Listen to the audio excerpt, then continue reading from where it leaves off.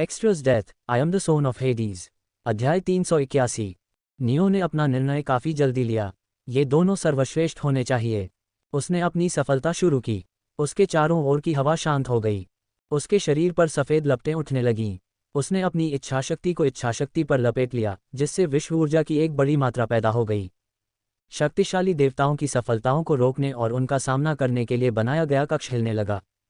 ऊर्जा नियो के भीतर घूमती रही और फिर धीरे धीरे एक बांध को तोड़ती हुई एक अनियंत्रित नदी की तरह बाहर निकल गई। विश्व ऊर्जा की शक्तिशाली लहरें बाहर की ओर धड़क रही थीं, जिससे दीवारें हिल रही थीं। उसके शरीर से रिसने वाली ऊर्जा पल भर में बढ़ती जा रही थी। अंतिम धड़कन के साथ कच्ची ऊर्जा की एक लहर सभी दिशाओं में फैल गई, जिससे कक्ष की दीवारें चकनाचूर हो गईं।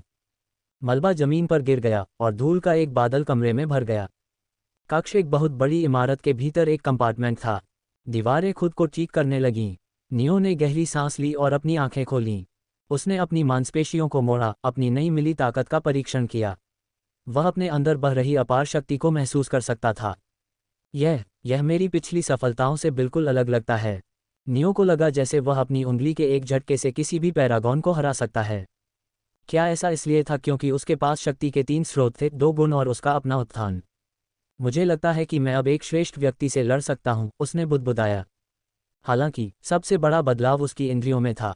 नियो की दृष्टि, इंटेंट विजन, हर पल बेहतर होती जा रही थी, क्योंकि उसका शरीर अपनी नई मिली शक्ति के साथ तालमेल बिठाता रहा।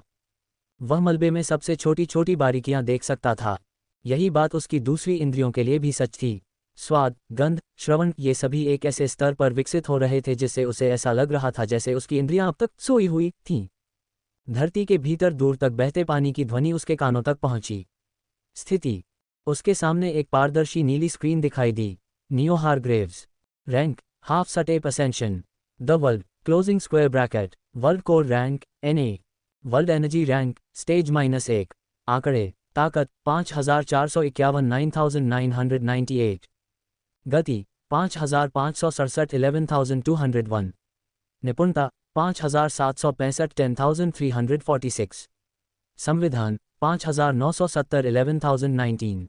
भाग्य 00। आत्मीयता, मृत्यु, छाया, अंधकार, शून्य, जल, समय, जीवन, पवित्र, दुर्स्वप्न। जादू मंत्र, गुण, मृत्यु का सम्राट रैंक, ग्रेड 5 पैरागॉन, संभावित, मृत्यु अमर, शाश्वत, ज्येष्ठाधिकारी, मुकुटहीन राजा। मन आक्रमण रैंक, ग्रेड 5 पैरागॉन, संभावित, ग्रेड 1 एम्पायरियन, मन आक्रमण, मन नियंत्रण, जोरदार बंधन, सहानुभूतिपूर्ण पारलौकिकता। खोज, पवित्र खजाने, स्काईफॉल ओबिट्स अपूर्ण।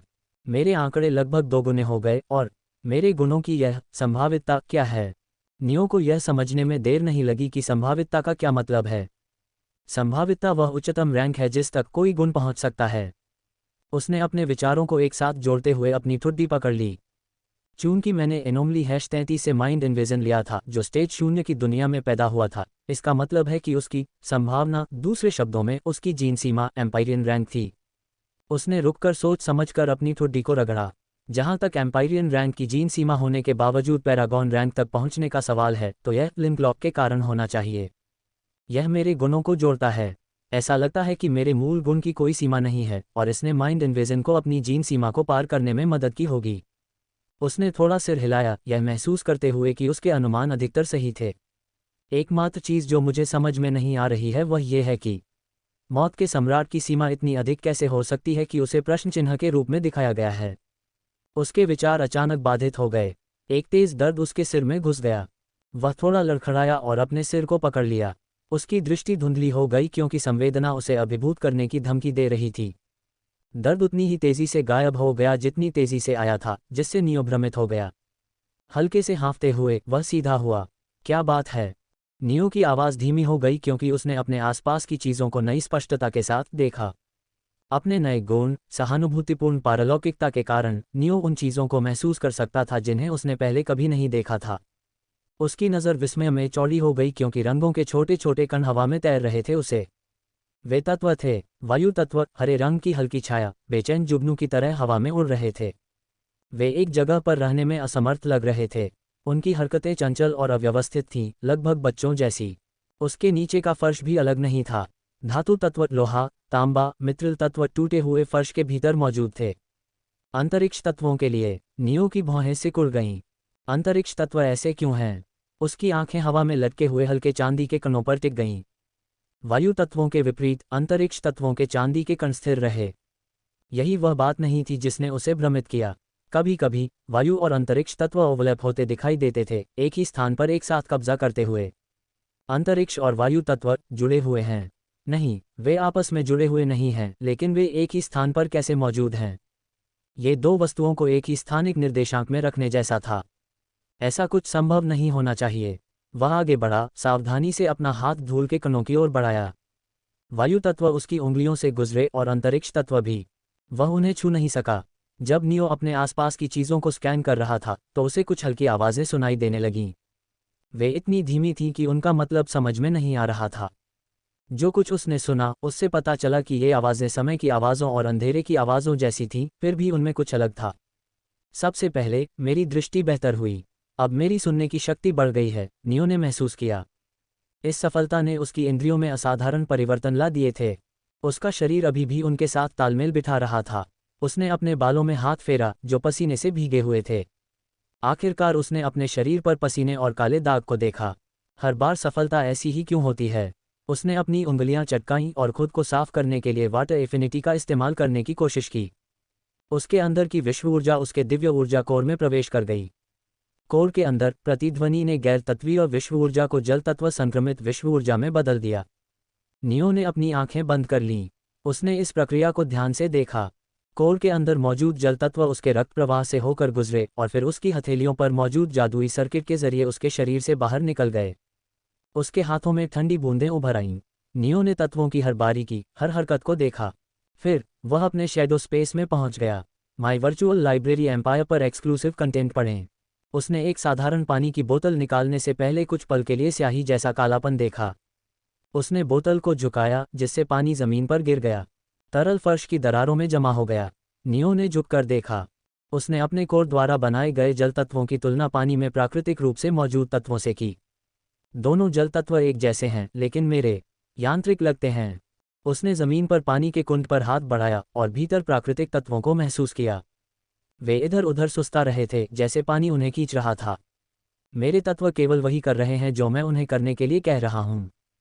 लेकिन इस पानी के अंदर मौजूद जल तत्व अपने आप में एक अलग ही सोच रखते हैं। नियो ने अपने सामने मौजूद पानी पर ध्यान केंद्रित किया। अपनी नई विशेषता का सही तरीके से उपयोग करने के लिए उसे यह जानना जरूरी था कि यह कैसे काम करता है। आवाज़ें फिर से आने लगीं। इस बार वे थोड़ी तेज थीं। जैसे ही नियो ने पानी पर ध्यान केंद्रित किया, उसे अचानक पानी के तत्वों की आवाज़ सुनाई देने लगी। वाह, ये बहुत चमकीला है। तुम मुझे मेरे घर से बाहर क्यों लाए? एक आलसी आवाज़ ने बड़बड़ाया। नियो चौंककर पानी के कुंड को घूरने लगा। इससे पहले कि वह समझ पाता कि अभी क्या हुआ था, एक और आवाज़ हल्की और चंचल बीच में आ गई। हे, क्या तुम चाहते हो कि हम तुम्हारी मदद करें? जैसे ही वे बोलते हैं, वायु तत्व अधिक चमकने लगते हैं। हम आपको वाष्पित होने में मदद करेंगे और बदले में आप। उनके शब्द अचानक बंद हो जाते हैं। वायु तत्व बीच में ही रुक जाते हैं। वे नियो पर ध्यान केंद्रित करते हैं। आप हमें सुन सकते हैं? मैं सुन सकता हूँ। वाह, छोटे छोटे हल्के हरे रंग के कण उसके चारों ओर बवंडर की तरह घूमने लगते हैं। उनकी हरकत से पूरे कक्ष में तूफानी हवाएं चलने लगती हैं। ढीला मलबा हवा में उछल जाता है। अनगिनत आवाज़ें एक दूसरे से टकराती हैं। प्रत्येक आवाज़ अलग अलग वायु तत्व से संबंधित होती है। वे अलग अलग व्यक्ति थे, फिर भी कुछ ऐसा था जो उन्हें एक साथ बांधता था, कुछ ऐसा जो उन्हें एक बनाता था, भले ही वे कई थे। आप हमें कैसे सुन सकते हैं? क्या यह उससे संबंधित है जो आप कुछ क्षण पहले कर रहे थे? हमें बताओ, हमें बताओ। उनकी आवाज़ें आपस में मिल गईं। वे इतने उत्साहित थे कि नियो उनके ओवरलैपिंग शब्दों को समझ नहीं पाया। नियो ने भौहें सिकुड़ी, सिर में दर्द महसूस हुआ। उनकी आवाज़ें समझना मुश्किल था। अगर इटर्नल नियो को हर हानिकारक प्रभाव के लिए 50% प्रतिरोध प्रदान नहीं करता और खुद एक आरोही नहीं होता, तो वह उसी क्षण मर जाता जब वह उन तत्वों की आवाज़ सुनता जो उसके अनुरूप नहीं थे। एक बार में एक ही बात बोलो। मैं तुम सबको इस तरह नहीं सुन सकता। धूल के कण रुक गए। फिर एक स्वर में वे फिर से बोले। उनका उत्साह मुश्किल से ही कम हुआ। तुम क्या कर रहे हो? तुम हमें कैसे सुन सकते हो? नियो को लगा कि वह 100 अति ऊर्जावान बच्चों से घिरा हुआ है जिन्होंने अभी अभी एनर्जी ड्रिंक का पूरा केस पी लिया है। मैं अपने द्वारा प्राप्त की गई नई विशेषता के साथ आप सभी से बात कर सकता हूँ। जहाँ तक मैं ऐसा क्यों कर रहा हूँ, तो इसका मतलब है कि मैं अपने गुण को प्रशिक्षित करना चाहता हूँ और देखना चाहता हूँ कि यह कैसे काम करता है, उन्होंने समझाया। ओह! सामूहिक जयकार में आवाज़ें फिर से उठीं। हल्के हरे रंग के कण अजीब उत्साह में तेजी से घूमने लगे।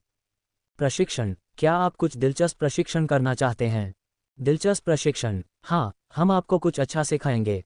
इसे एक बधाई उपहार के रूप में सोचें, उनमें से एक ने मधुर और प्रेरक आवाज़ में कहा। नियो ने भौहें सिकोड़ीं, उनके प्रस्ताव में कुछ गड़बड़ लग रही थी। फिर भी, उसने उनके विचार को अभी के लिए स्वीकार करने का फैसला किया। आगे बढ़ो, उसके जवाब पर सभी कण खुशी से झूम उठे। अगर तुम हमें देख सकते हो, तो तुम बूढ़े आदमी स्पेस को भी देख सकते हो, है न? तुम्हें ऐसा लग रहा होगा कि हम और बूढ़ा आदमी स्पेस एक ही जगह पर मौजूद हैं। लेकिन ये सच नहीं है। हम अलग अलग जगहों पर मौजूद हैं। नियो ने भौहें सिकोड़ीं। उसकी नज़र वायु तत्वों के चमकते हुए हल्के हरे कणों और अंतरिक्ष तत्वों के चांदी जैसे स्थिर रूपों के बीच घूम गई। वायु तत्वों के शब्दों ने उसे कुछ याद दिलाया। 2 आयामी वस्तुओं और 3 आयामी वस्तुओं के बीच अंतर। यदि आप कागज़ पर 2 वर्ग बनाते हैं, तो आप यह नहीं बता पाएंगे कि कौन सा वर्ग आपके नज़दीक है और कौन सा दूर है। ऐसा इसलिए था क्योंकि 2D में गहराई की अवधारणा मौजूद नहीं थी। लेकिन यदि आप अपने सामने 2 घन रखते हैं, तो आप तुरंत बता सकते हैं कि कौन सा आपके नज़दीक है और कौन सा दूर है। भले ही आप अतिरिक्त आयामों को नोटिस न कर पाएं, फिर भी वे मौजूद हैं। क्या होगा अगर हम आपको उन तक पहुंचने का कोई तरीका सिखाएं? इससे क्या होगा? आप उनमें प्रवेश कर पाएंगे। सोचिए कि यह कितना उपयोगी हो सकता है। आपकी प्रजाति के अन्य लोग चौथे और आधे आयाम से परे की चीज़ों को देखने में असमर्थ हैं।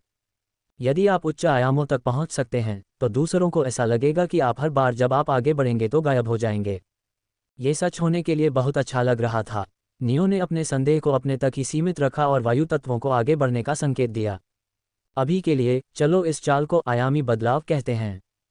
हमारी हरकतों का विश्लेषण करने की कोशिश करो। वायु तत्व, जो चंचल जुगनू की तरह इधर उधर उड़ रहे थे, अचानक रुक गए, या कम से कम पहली नज़र में ऐसा लगा।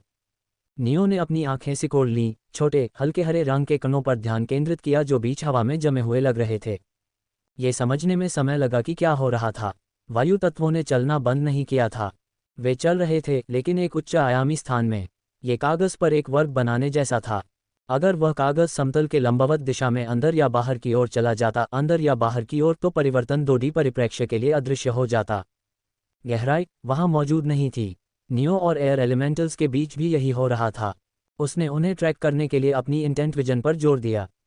यह मुश्किल से ही था कि नियो उन्हें चलते हुए देख सकता था। उनके रास्ते बेतुके लग रहे थे, उसकी समझ में आ रहे थे और बाहर निकल रहे थे, जैसे कि रास्ते हर पल बदल रहे हों।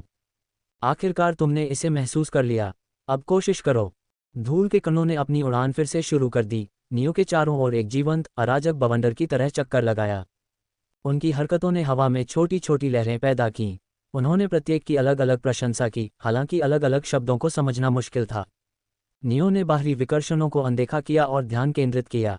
जबकि मैं उच्च आयामों को नहीं देख सकता, वे मेरे चारों ओर मौजूद हैं।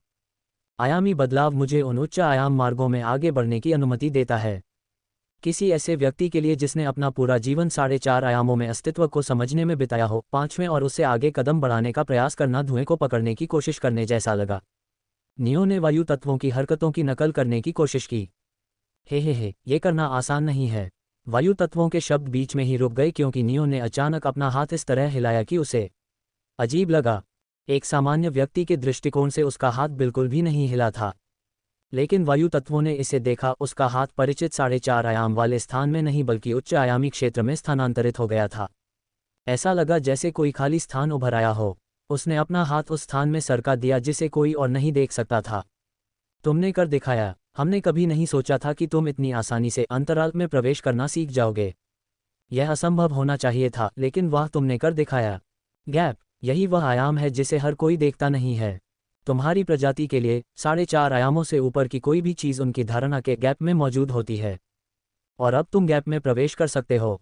अपने पूरे शरीर को गैप से गुजरने की कोशिश करो। नियो ने एक पल के लिए हिचकिचाया, फिर सिर हिलाया। किसी कारण से वायु तत्वों की हरकतों की नकल करना उसके लिए स्वाभाविक था।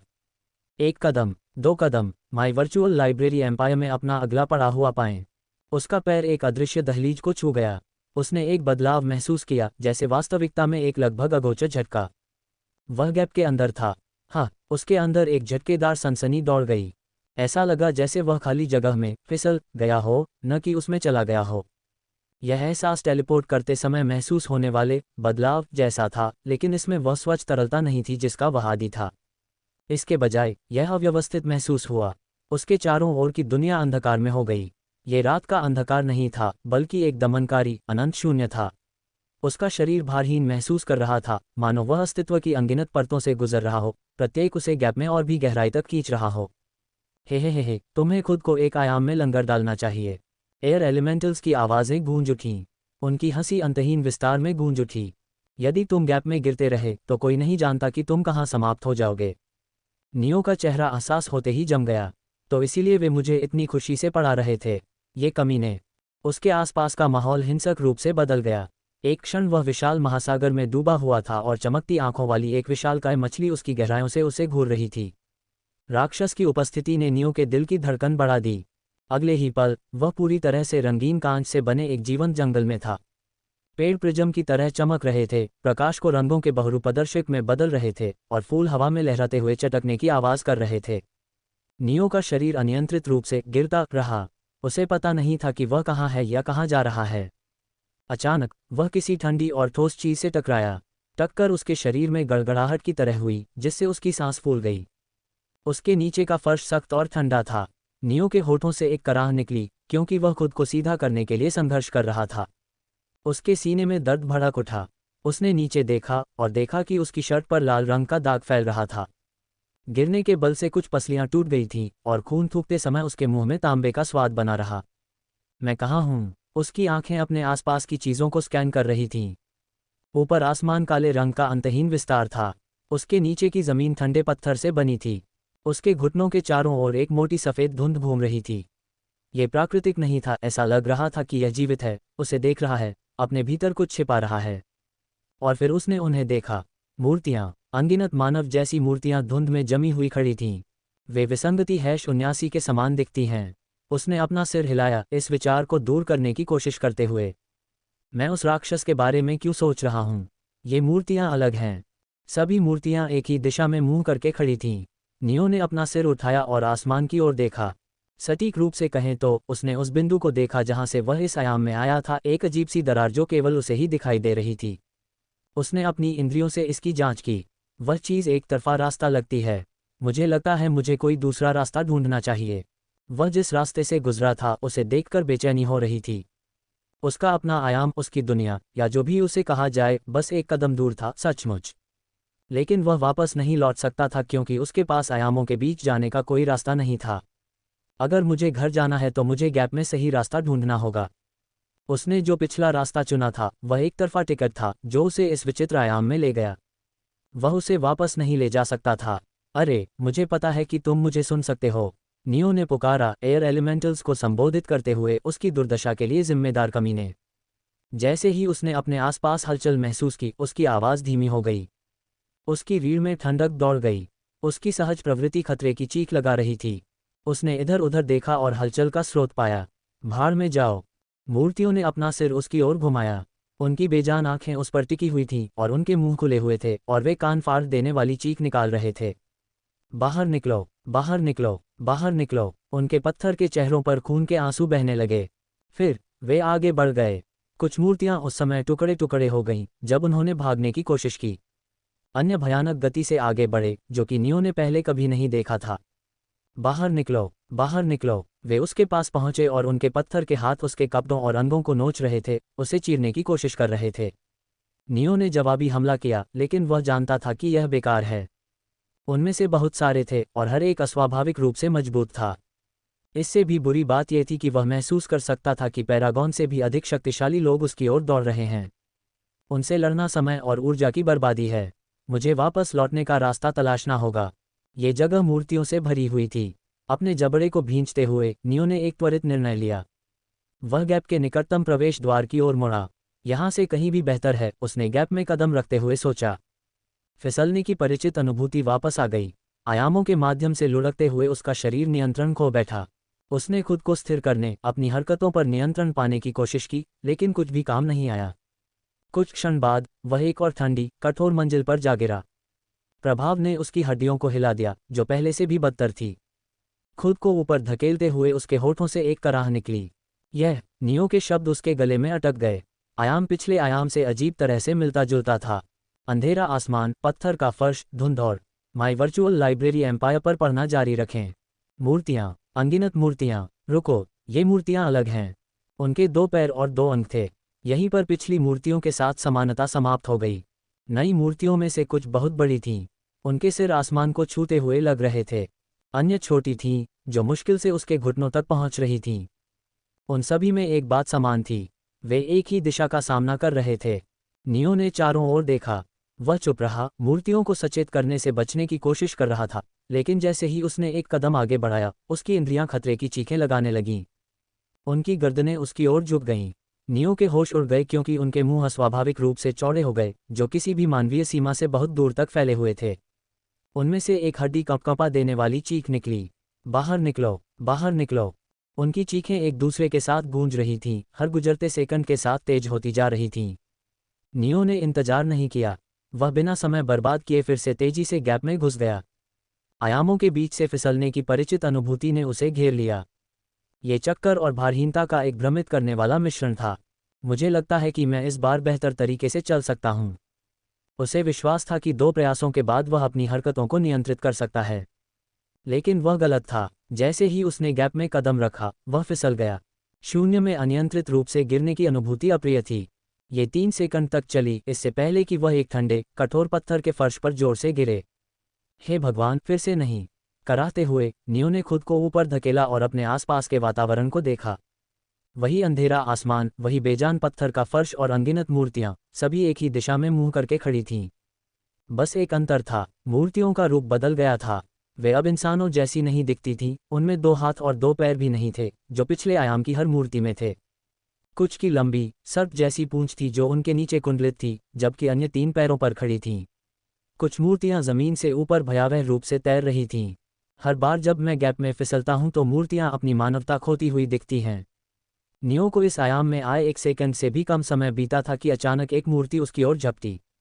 इससे पहले कि नियो कुछ प्रतिक्रिया कर पाता, उसके पत्थर के हाथ ने उसके चेहरे को कुचलने वाली ताकत से पकड़ लिया और उसे जमीन पर पटक दिया। इस प्रभाव ने उसके शरीर में दर्द की एक लहर दौड़ा दी, जिससे वह एक पल के लिए स्तब्ध रह गया। लानत है, नियो ने हिलने डुलने के लिए संघर्ष करते हुए सोचा। इससे पहले कि वह अपने पैरों पर वापस खड़ा हो पाता, और भी मूर्तियां उसके पास आ गईं। उनकी हरकतें तेज थीं, हर एक पहले वाली मूर्ति जितनी ही मजबूत थी। नियो ने फिर से गैप में भागने की कोशिश की। अचानक एक मूर्ति ने उसका रास्ता रोक दिया। गैप का प्रवेश द्वार अपने आप बंद हो गया, उसकी आंखों के सामने गायब हो गया। तुम लोग ऐसा कर सकते हो। उसने अपनी पूरी ताकत से उनका मुकाबला किया। मूर्तियों ने उसे भारी संख्या में घेर लिया। न केवल वे बहुत ज्यादा थीं, बल्कि हर एक कम से कम ताकत में श्रेष्ठ रैंक की थी। मुझे छोड़ दो, कमीनों! मूर्तियां जंगली, पागल राक्षसों की तरह लड़ रही थीं। उनकी हरकतें अनिश्चित थीं, फिर भी वे एक दूसरे के साथ समन्वय कर रही थीं। कुछ ने उसकी त्वचा को काटने की कोशिश की। नियो के पास सांस लेने की जगह नहीं थी। उसकी हरकतें सीमित थीं और भागने का रास्ता बनाने की हर कोशिश नाकाम हो गई। जैसे ही वह लड़ रहा था, उसे हल्की सी हंसी की आवाज़ सुनाई दी। वायु तत्व! उनकी हंसी हल्की सी गूंज रही थी, जो कहीं से उसका मजाक उड़ा रही थी, जिसे वह देख नहीं पा रहा था। नियो ने निराशा में अपने दांत भींच लिए। उसके पास उन पर गुस्सा करने के लिए समय या ऊर्जा नहीं थी। वह अपनी पूरी ताकत से लड़ते हुए मूर्तियों पर ध्यान केंद्रित कर रहा था। महाद्वीपों को चीरने में सक्षम विशाल तलवार के वार हवा में उड़ रहे थे। लाल बिजली के बोल्ट चटक रहे थे, जो हिंसक तूफानों की तरह युद्ध के मैदान में उमड़ रहे थे।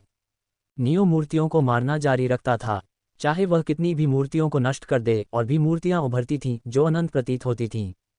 मुझे एक मजबूत हमले की ज़रूरत है, उसने सोचा। नियो ने एक गहरी सांस ली और खुद को शांत होने के लिए मजबूर किया।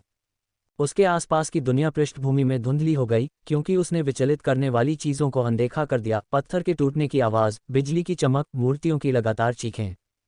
तलवार की मूठ पर उसकी पकड़ मजबूत हो गई। ब्लेड के चारों ओर सफ़ेद ऊर्जा की किरणें इकट्ठा होने लगीं। नियो ने ये होते हुए नहीं देखा। उसका ध्यान एक ही बिंदु पर था, जितना संभव हो सके उतना घातक हमला करने पर। तलवार काटती है। पहले के विपरीत, नियो ने किसी भी आकर्षक या जटिल तकनीक को त्याग दिया। उसने अपने दृष्टिकोण को उसके मूल तक उतार दिया। उसने तलवार की सबसे बुनियादी समझ, तलवार काटती है, के इरादे को अपने ब्लेड में मिला दिया। ब्लेड के हिलने से हवा कांपने लगी। ओबिट से भारी मात्रा में शक्ति निकलने लगी। एक चमकदार सफ़ेद स्लैश उड़ गया जो विनाश के प्रकाश स्तंभ की तरह अंधेरे को चीरता हुआ निकल गया। यह उसके पिछले हमलों से छोटा था, लेकिन उसके भीतर निहित शक्ति अद्वितीय थी। स्लैश ने अपने रास्ते में आने वाली मूर्तियों को आसानी से चीर दिया।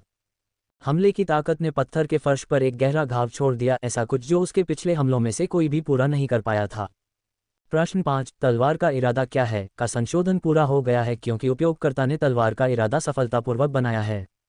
नियो के पास अपनी उपलब्धि का जश्न मनाने का समय नहीं था।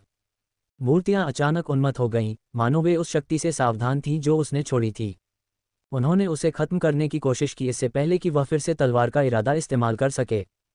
जैसे ही वह पराजित होने के कगार पर था, ऊपर का काला आकाश हिल गया। यह अस्वाभाविक रूप से हिल रहा था, मानो ये जीवित हो। नियो को अकेला छोड़ दो, चोट न पहुंचाओ, नियो को सुरक्षित रखो, कृपया नियो नियो नियो।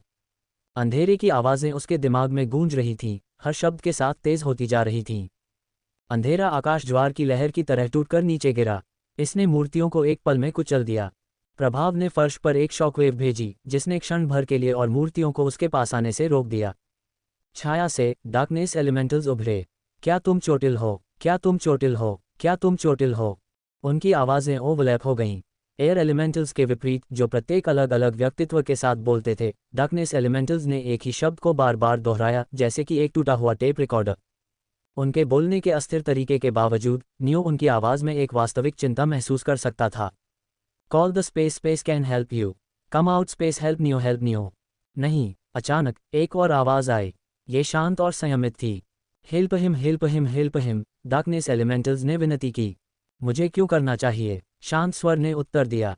वह आपके प्रियजन की मदद करेगा, वह आपकी भी मदद करेगा। Help him, help him. Darkness elementals के शब्द ओवरलैप हो रहे थे, लेकिन नियो उन्हें कमोबेश समझ सकता था। अजीब बात है, उसे डार्कनेस से एक करीबी जुड़ाव महसूस हुआ। Help new, help new, help new. उसने भौहें सिकुड़ी क्योंकि उसने उनके स्वर में तत्परता देखी। डार्कनेस एलिमेंटल्स उसे आयाम से बाहर निकालने के लिए बेताब लग रहे थे। कुछ डार्कनेस एलिमेंटल्स ने नियो के चेहरे पर उभरी उलझन को देखा। वे उसके चारों ओर चक्कर लगाने लगे। हवा ने तुम्हें धोखा दिया।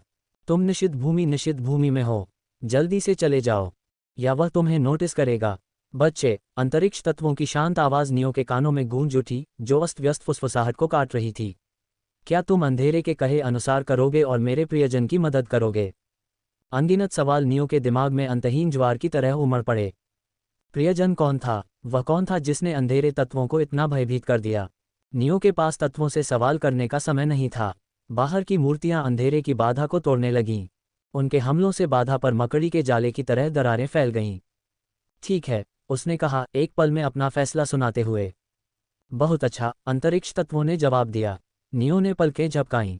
उसे अचानक बदलाव महसूस हुआ, जैसे अस्तित्व की परतों के बीच से खींचा जा रहा हो। वह लड़खड़ाते हुए आगे बढ़ा और उसके आसपास की हवा पूरी तरह बदल गई। अगले ही पल, नियो ने खुद को उसी कक्ष में पाया जहां उसने कुछ मिनट पहले ही सफलता हासिल की थी।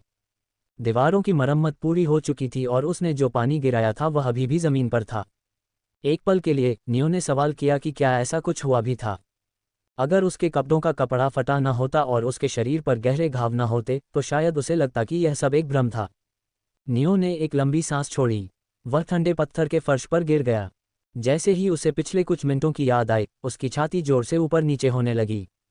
सहानुभूतिपूर्ण उत्कृष्टता, प्रगति 0% 7%। क्राउनलेस किंग, प्रगति 0% 3%। ऐसा लगता है कि क्राउनलेस किंग लिंक लॉक की बदौलत आगे बढ़ गया है। जब नियो स्थिति में बदलावों की जांच कर रहा था तो उसके दिमाग में एक जानी पहचानी आवाज़ गूंजी। तुम कहाँ गायब हो गए? रुको, तुम घायल क्यों हो? मुझे नहीं पता कि मैं कहाँ था। उसने अपना सिर दीवार से टिका दिया। एयर एलिमेंटल्स ने मुझे डायमेंशनल शिफ्ट सिखाया और क्या तुम पागल हो? आवाज़ ने उसे रोक दिया, अविश्वास और क्रोध से भरी हुई। तुमने स्पेस एफिनिटी के बिना डायमेंशनल शिफ्ट मूवमेंट की कोशिश की। क्या तुम स्पिरिटेड अवे बनने की कोशिश कर रहे थे? Spirited away? हाँ, स्पिरिटेड अवे। ऐसे अनगिनत आयाम हैं जो हमारे अपने आयामों से ओवरलैप होते हैं। हम यह नहीं जानते क्योंकि आयाम अलग अलग आवृत्तियों में मौजूद होते हैं। स्फिंक्स ने ऐसे बात की जैसे वह किसी बच्चे को समझा रहा हो। सामान्य आयाम x ऊंचाई, y लंबाई और z गहराई थे। ये 3 आयाम सभी दुनियाओं के लिए मौलिक थे। हालांकि चौथा और उससे ऊपर का आयाम प्रत्येक दुनिया के लिए अद्वितीय था। चौथा आयाम ग्रह 1 के लिए समय हो सकता है और ग्रह 3 के लिए यह प्रकाश हो सकता है। लोग उन दुनियाओं को देख और उनसे बातचीत कर सकते हैं जिनके आयाम उनके जैसे ही हैं। नियो ने सुनते हुए अपनी भौहें सिकुड़ीं।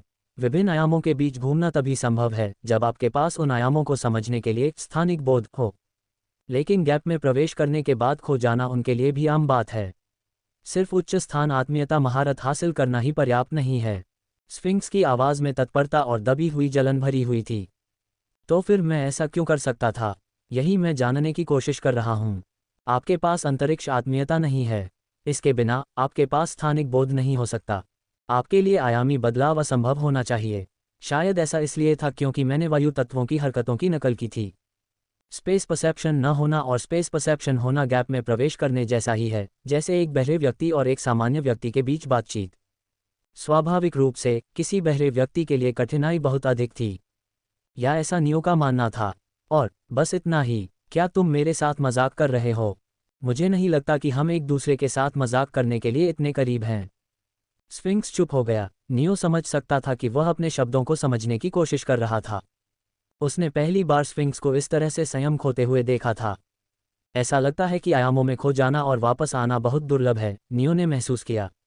मुझे उन छोटे शैतानों की बात नहीं सुननी चाहिए थी। एयर एलिमेंटल्स इधर उधर तैरते हुए हंसे। जब नियो गैप से वापस लौटा तो वे आश्चर्यचकित थे, लेकिन जैसे ही उन्हें अपनी शरारत की सफलता का एहसास हुआ, उनका आश्चर्य उत्साह में बदल गया। नियो ने उनकी हरकतों को अनदेखा कर दिया क्योंकि वह जानता था कि वह इस समय कुछ नहीं कर सकता। उसने अंदर की ओर ध्यान केंद्रित किया। मुझे समझ में नहीं आ रहा है कि मैं गैप में कैसे प्रवेश कर सकता हूँ। स्फिंक्स की बात सुनकर ही मैं बता सकता हूँ कि इसके लिए बहुत प्रशिक्षण की आवश्यकता है। अब जब मैं इसके बारे में सोचता हूँ तो क्या मेरे लिए एयर एलिमेंटल्स की हरकतों की नकल करना बहुत आसान नहीं था। नियो ने अपनी मुट्ठियाँ भींच लीं। कुछ गड़बड़ थी। वह पहले प्रयास में ही डायमेंशनल शिफ्ट की नकल करने में कामयाब हो गया था। यह उसके लिए आसान था। नियो की सोच की धारा अचानक रुक गई क्योंकि उसके सामने सिस्टम स्क्रीन टिमटिमा रही थी। मुझे बहुत कुछ कहना है, लेकिन उससे पहले अपनी तैयारी पूरी करो और मुझसे मिलने आओ। एलिजाबेथ को अपने साथ ले आओ। स्फिंक्स के शब्द सिस्टम स्क्रीन पर चमकते हुए टेक्स्ट में दिखाई दिए। यह अब बात नहीं कर रहा था। क्या? बस करो। स्क्रीन खाली हो गई। ये स्फिंक्स का ये कहने का तरीका था कि उनकी बातचीत समाप्त हो गई है। नियो ने अपनी जीभ चटकाए। उसने अपने बालों में हाथ फेरा और अपने कपड़े ठीक किए, तभी उसे कुछ नजर आया। कुछ क्षण बाद स्पेस एलिमेंटल्स आसपास के वातावरण में हलचल करने लगे। अंतरिक्ष में लहरें उठीं, जैसे हल्की हवा से तालाब की सतह हिल रही हो। चारों ओर चांदी की रोशनी नाच रही थी। जैसे जैसे चांदी का पोर्टल धीरे धीरे मूर्त रूप लेने लगा, नियो ने एलिमेंटल्स से संवाद करने की कोशिश की। उनमें से किसी ने भी जवाब नहीं दिया। मेरा गुण काम नहीं कर रहा है। उसकी भौहें सिकुड़ गईं। मैं पहले एलिमेंटल्स को सुन सकता था, लेकिन अब मैं ऐसा नहीं कर सकता। मुझे लगता है कि मुझे गुण को सही तरीके से इस्तेमाल करने के लिए प्रशिक्षित करने की ज़रूरत है। एलिमेंटल्स की खामोशी के बावजूद नियो अभी भी हवा में उनकी मौजूदगी को महसूस कर सकता था। हालांकि वह कनेक्शन जो कभी उसे उनसे बातचीत करने की अनुमति देता था, गायब हो गया था। यह एक स्विच की तरह था जो अपने आप चालू और बंद हो जाता था। पोर्टल आखिरकार पूरी तरह से साकार हो गया। एक आकृति उसमें से चमकती हुई निकली और नियो के सामने रुक गई। मुझे अपना हाथ दिखाओ। शार्लोट ने उसकी प्रतिक्रिया की प्रतीक्षा किए बिना लोहे की तरह की पकड़ से उसकी कलाई पकड़ ली। उसने अपनी दिव्य ऊर्जा को उसमें प्रवाहित करना शुरू कर दिया। उसकी ऊर्जा नियो के शरीर की रक्षा करने वाली विश्व ऊर्जा की अदृश्य बाधा को पार कर गई। प्रतिक्रिया तत्काल थी। शक्ति के एक उछाल ने उसकी ऊर्जा को पीछे हटा दिया, जिससे वह हानिरहित रूप से दूर जा गिरी। सभी देवताओं और जागृत लोगों ने ऊर्जा को एक बाधा के रूप में इस्तेमाल किया। यह उनके शारीरिक आंकड़ों और रक्षा को बढ़ाने के लिए था, लेकिन नियो की बाधा की ताकत असामान्य थी। उसकी बाधा बहुत मजबूत थी और शार्लोट उसे भेद नहीं सकती थी। लड़का। शार्लोट ने उसकी आंखों से मिलने के लिए अपनी नज़र उठाई। कुछ मिनट पहले मैंने जो उपस्थिति महसूस की थी, क्या वह वास्तव में तुम थे? क्या तुमने कोई उत्कृष्ट रैंक हासिल की है? उसके शब्द खुद को बेतुके लगे। नियो कुछ दिन पहले ग्रेड 1 पैरागॉन के आसपास था। उसे पैरागॉन के शिखर तक पहुंचने में कुछ साल या दशकों लग जाने चाहिए थे। फिर उसे सफलता हासिल करने के लिए और अधिक वर्षों तक गहन प्रशिक्षण की आवश्यकता होगी, जिसके विफल होने की बहुत अधिक संभावना थी। मैं अभी तक उत्कृष्ट रैंक तक नहीं पहुंच पाया हूं। शार्लोट की अभिव्यक्ति तेजी से बदल गई। नियो के शब्दों ने उसके विचारों को बल दिया। उसकी निगाहें अनगिनत भावनाओं से झिलमिला उठी, सदमा, अविश्वास और अंत में स्वीकृति। उसने नियो की कलाई छोड़ने से पहले आह भरी। बधाई हो, नियो हारग्रेव। अब तुम हमारे सबसे मजबूत योद्धाओं में से एक हो, उसने कहा। धन्यवाद, नियो ने जवाब दिया। उसने आगे समझाने की जहमत नहीं उठाई। वह जानता था कि चाहे वह कुछ भी कहे, अगर उसने उसे सच बताया तो शार्लोट उस पर विश्वास नहीं करेगी कि वह पैरागॉन है, उत्कृष्ट नहीं। शार्लोट पलट गई। मेरे पीछे आओ। स्फिंक्स ने मुझे बताया कि तुम एलिजाबेथ को अपने साथ कहीं ले जा रहे हो, उसने कहा। उद्धरण चिन्ह अल्पविराम डॉट प्रश्नवाचक चिन्ह उद्धरण चिन्ह। तुम्हें इसके बारे में नहीं पता? शार्लोट ने उसके आश्चर्य के भाव को देखते हुए पूछा। स्फिंक्स ने मुझे पूरी जानकारी नहीं बताई है, नियो ने जवाब दिया। मैं समझ गई, शार्लोट ने सोच समझकर सिर हिलाया। उसने मुझे जो बताया है उसके अनुसार वह तुम्हें एलिजाबेथ के लिए इलाज लाने के लिए किसी जगह भेजेगा। लेकिन वह जगह बहुत दूर है। जब तक तुम इलाज लेकर वापस आओगे, एलिजाबेथ हमारे साथ नहीं रहेगी। इसलिए वह चाहता है कि तुम एलिजाबेथ को अपने साथ ले जाओ, उसने समझाया।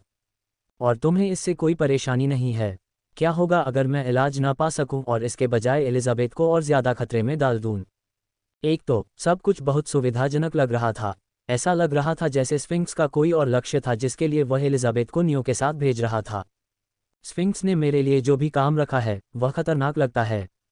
एलिजाबेथ की हालत को देखते हुए उसे साथ ले जाना प्रतिकूल है। शार्लोट के कदम धीमे हो गए और वह उसकी ओर मुड़ी। मैं पहले चिंतित थी, लेकिन अब तुम्हें देखने के बाद मुझे तुम पर भरोसा है। तुम एक महान व्यक्ति हो और तुम्हारा ट्रैक रिकॉर्ड अपने आप में सब कुछ बयां करता है। सबसे बढ़कर एलिजाबेथ तुम पर भरोसा करती है। नियो ने एक अगोचर नज़र से सिर हिलाया। वह पोर्टल से अंदर गया और उसने खुद को एलिजाबेथ के मेडिकल रूम में पाया। कमरा शांत था, मॉनिटर की हल्की बीप और वेंटिलेटर की हल्की आवाज़ के अलावा। एलिजाबेथ बिस्तर पर लेटी थी। उसका पीला चेहरा शांत था, मानो वह किसी क्षणभंगुर सपने में खो गई हो। आगे बढ़ो, अपनी छाया स्थान का उपयोग करें, शार्लोट ने कहा। उसके शब्दों के बावजूद नियो ने देखा कि कैसे उसकी बाहें उसके चारों ओर कसकर जकड़ी हुई थीं। उसकी उंगलियां सफ़ेद हो गईं और उसकी नज़र एलिजाबेथ पर टिकी रही। ये स्पष्ट था कि वह एलिजाबेथ को उसकी देखभाल में छोड़ने के बारे में बहुत चिंतित थी। एलिजाबेथ को साथ लाने के लिए अपने छाया स्थान का उपयोग करने से पहले नियो ने शार्लोट की ओर रुख किया। एमिलिया के बारे में क्या? शार्लोट ने सख्ती दिखाई। उसने एक तरफ देखा। मैं उसे बताऊंगी कि मैंने एलिजाबेथ को एक चिकित्सक के पास भेज दिया है। तो हम अमिलिया से झूठ बोलने की योजना बना रहे हैं? हाँ, क्योंकि शार्लोट के शब्द धीमे हो गए और उसके होंठ एक पतली रेखा में दब गए। उसके हाव भाव ने सब कुछ प्रकट कर दिया। क्या वह मुझसे नाराज है? नियो ने पूछा। गुस्सा होना बहुत बढ़िया होगा। पिछली बार एलिजाबेथ से मिलने के बाद अमेलिया ने गार्ड को आदेश दिया था कि वे आपको फिर से अंदर न आने दें, शार्लोट ने आह भरी। नियो को नहीं पता था कि इस खुलासे पर किस तरह की अभिव्यक्ति करनी चाहिए। उसने ध्यान से सोचने के बाद अपना निर्णय लिया। मैं अमेलिया से बात करूंगा और उसकी अनुमति मांगूंगा। वह तुमसे नफरत करती है, बेटा। मुझे संदेह है कि वह अपनी मां को तुम्हारे भरोसे छोड़ देगी। यह उससे झूठ बोलने से बेहतर है। और नियो की नज़र एलिजाबेथ के बिस्तर के बगल में आराम कर रहे मरमेड प्लशी की ओर चली गई। उसने उसे वहीं छोड़ दिया था। अगर अमेलिया वास्तव में उससे नफरत करती तो वह बिना किसी दूसरे विचार के प्लशी को बाहर फेंक देती। मुझे लगता है कि वह एलिजाबेथ को मेरी देखभाल में छोड़ने में सहज होगी। ठीक है। नियो के निर्णय को सुनिश्चित करने के बाद शार्लोट कमरे से बाहर चली गई। नियो अकेला रह गया। उसके चारों ओर चिकित्सा उपकरणों की धीमी आवाज़ गूंज रही थी। उसने एलिजाबेथ की ओर देखा। उद्धरण चिन्ह अल्पविराम उद्धरण चिन्ह। वह कमरे से बाहर निकल गया और दीवार के सहारे झुककर प्रतीक्षा करने लगा। अमेलिया के आने में ज्यादा समय नहीं लगा। उसके कदम तेज थे। जब उसने उसे देखा तो वह एक पल के लिए स्तब्ध रह गई। अपने संयम को पुनः प्राप्त करते हुए वह बिना कुछ कहे उसके पास से गुजरी और एलिजाबेथ के कमरे में प्रवेश कर गई। ठीक है, शायद यह उतना आसान नहीं होगा जितना मैंने सोचा था, उसने कड़वी मुस्कान के साथ कहा। नियो के बाहर प्रतीक्षा करते समय समय बीतता गया। गलियारे में भयानक सन्नाटा था। केवल दूर से मशीनों की कभी कभार आने वाली धीमी आवाज से शांति भंग होती थी। घंटे बीत गए। आखिरकार सुबह 4 बजे एलिजाबेथ के कमरे का दरवाज़ा थोड़ा खुला। अमेलिया बाहर निकली। उसने अपनी मां को परेशान न करने का ध्यान रखते हुए अपने पीछे का दरवाज़ा धीरे से बंद कर लिया। तुम क्यों नहीं जा रहे हो? उसने धीमी लेकिन तीखी आवाज़ में पूछा। मुझे तुमसे कुछ बात करनी थी, नियो ने जवाब दिया। गलियारे की ओर इशारा करने से पहले अमेलिया ने कई सेकंड तक उसे घूरा। माई वर्चुअल लाइब्रेरी एम्पायर के साथ और कहानियां खोजें। चलो कहीं और बात करते हैं। मैं मां को परेशान नहीं करना चाहता। नियो ने सिर हिलाया और चुपचाप उसके पीछे चला गया। वे इमारत के अंदर कैफेटेरिया में चले गए। अमेलिया खिड़की के पास एक टेबल पर रुकी और वे दोनों बैठ गए। बाहर का नज़ारा देखकर अंधेरे आसमान में एक हल्का नारंगी रंग दिखाई दे रहा था जैसे ही सूरज उगना शुरू हुआ। नियो की नज़र अमेलिया पर पड़ी, जो उसके सामने अकड़ कर बैठी थी। क्या वह मुझे यहाँ इसलिए लाई थी क्योंकि उसे लगा कि मैं भूखा हूँ? उसने सोचा, उसकी मंशा को पढ़ते हुए। वह उसके विचारों में झांकने की कोशिश नहीं कर रहा था, वह उसकी निजता का सम्मान करता था, लेकिन उसकी मंशा पर एक नज़र डालने से उसे उसकी भावनाओं का सामान्य बोध हो गया, भले ही वह ऐसा न करना चाहता हो। वे चुपचाप खाना खाते रहे, उनके बीच बर्तनों की खनक ही एकमात्र आवाज़ थी। अमेलिया ने बिना सोचे समझे अपने खाने को टटोला। आखिरकार उसने चुप्पी तोड़ी। आप कैसे हैं? उद्धरण चिन्ह अल्पविराम डॉट प्रश्नवाचक चिन्ह उद्धरण चिन्ह। कोई बात नहीं, ये कुछ भी नहीं है, अमेलिया ने जल्दी से दूर देखते हुए कहा। नियो उसके भीतर की उथल पुथल को महसूस कर सकता था। वह उस पर अपने गुस्से और अपनी चिंता के बीच संघर्ष कर रही थी। वह कुछ दिन पहले ही शैडो ट्रायल से लौटा था, फिर से गायब हो गया। उसकी अचानक अनुपस्थिति ने उसके दोस्तों और अमेलिया को चिंतित कर दिया था। उसका पत्थर जैसा ठंडा भाव, कुछ ऐसा जो उसने एलिजाबेथ से कॉपी किया था, उसके नीचे छिपी कोमल भावनाओं को छिपाने का उसका प्रयास था। इस एहसास ने नियो को हल्की सी मुस्कान दी। अमेलिया की तीखी आंखों ने तुरंत उसे पकड़ लिया। तुम क्यों मुस्कुरा रहे हो? क्या कुछ मज़ेदार है? नहीं, नियो ने उसकी तीखी नज़र के नीचे कहा। दोनों के बीच खामोशी छा गई। अमेलिया की नज़र अपनी प्लेट पर टिकी रही और वह अपने खाने के बचे हुए हिस्से को टिटोलती रही। इस बीच नियो चुपचाप खाता रहा। जब तक उसने अपना खाना खत्म नहीं कर लिया, तब तक अमेलिया ने अपना मुंह नहीं खोला। तुम किस बारे में बात करना चाहते थे? उसने पूछा। क्या तुम आखिरकार मेरी बात सुनोगे? क्या मेरे पास कोई विकल्प है? अमेलिया ने तीखी नज़र से जवाब दिया। उसने अपनी बाहें क्रॉस की और थोड़ा पीछे झुक गई। सीन ने मुझे बताया कि कैसे तुम बेवकूफ़ी से प्रोफेसर डैनियल के कार्यालय के बाहर सालों तक बैठे रहे, अपने समय तत्व को जगाने में उनकी मदद का इंतज़ार करते रहे। मुझे यकीन है कि तुम भी कुछ ऐसा ही करोगे जब तक कि मैंने तुम्हारी बात नहीं सुनी। मुझे एलिजाबेथ को ठीक करने का एक सुराग मिल गया और नहीं, अमेलिया ने उसे बीच में ही रोक दिया। मुझे माँ को ठीक करने में तुम्हारी मदद नहीं चाहिए। कम से कम मेरी बात तो सुनो। इससे क्या होगा? अमेलिया की आवाज़ थोड़ी ऊंची हो गई।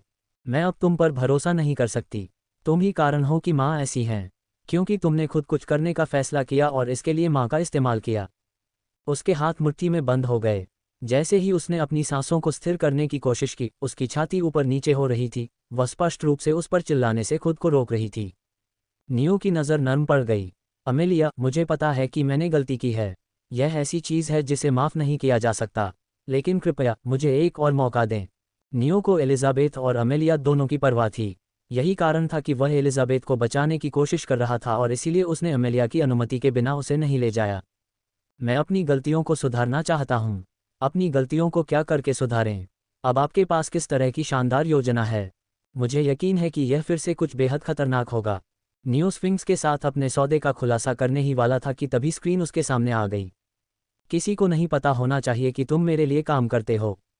वह पूछना चाहता था कि अगर प्रिंसिपल को इसके बारे में पता था तो अमेलिया को इसकी अनुमति क्यों नहीं दी गई, लेकिन वह जानता था कि स्फिंक्स उसका जवाब नहीं देगा। तुम चुप क्यों हो? क्या मैंने सही कहा? अमेलिया ने उपहास किया। तुम सही हो, ये कुछ खतरनाक है। नियो, तो तुम्हें पता होना चाहिए कि मैं नहीं करूँगा, लेकिन ये हमारा एकमात्र विकल्प है। एलिजाबेथ की आत्मा शून्य द्वारा भ्रष्ट हो गई है और अगर हम कुछ नहीं करते हैं तो वह एक सच्ची मौत मर जाएगी, और तुम ऐसा नहीं चाहते। अमेलिया ने जवाब दिया। तुम मृत्यु के उत्तराधिकारी, मृत्यु पर उच्च महारत वाले व्यक्ति, किसी के मरने के बारे में चिंतित हो। ये वैसा ही है जैसे ये कहना कि उच्च महारत वाले जल तत्व उपयोगकर्ता को पानी से डर लगता है, अमेलिया ने कहा। हाँ, मैं ऐसा नहीं चाहती। मुझे नहीं लगता कि मृत्यु एक बुरी चीज़ है। अगर व्यक्ति ने एक खुशहाल जीवन जिया होता और शांतिपूर्ण मौत मरी होती तो ये बुरी बात नहीं है। लेकिन हम दोनों जानते हैं कि एलिजाबेथ का जीवन खुश से बहुत दूर था और उसकी मृत्यु ऐसी चीज़ नहीं है जिसे हम शांतिपूर्ण कह सकें, नियो ने जवाब दिया। मैं उसे खुश करना चाहता हूँ। यही एकमात्र तरीका है जिससे मैं अपनी गलतियों को सुधार सकती हूँ। अमेलिया के चेहरे पर मुस्कान आ गई। उसकी मुट्ठियाँ कसकर बंद हो गईं और पो सफ़ेद हो गए। उसके पास कहने के लिए बहुत कुछ था, लेकिन उसने खुद को रोक लिया। हालांकि प्रिंसिपल ने एलिजाबेथ की वास्तविक स्थिति के बारे में अमेलिया से सच नहीं बताया था, लेकिन उसे इस बात का अंदाज़ा था। नियो के शब्दों ने भयानक सच्चाई की पुष्टि की। मुझे इससे नफरत है। अमेलिया के नाखून उसकी हथेलियों में धंस गए, जिससे छोटे छोटे अर्धचंद्राकार निशान बन गए। वह अपने परिवार को बचाने के लिए दूसरों पर निर्भर रह सकती थी। इस विचार ने उसे बेबसी और क्रोध से भर दिया।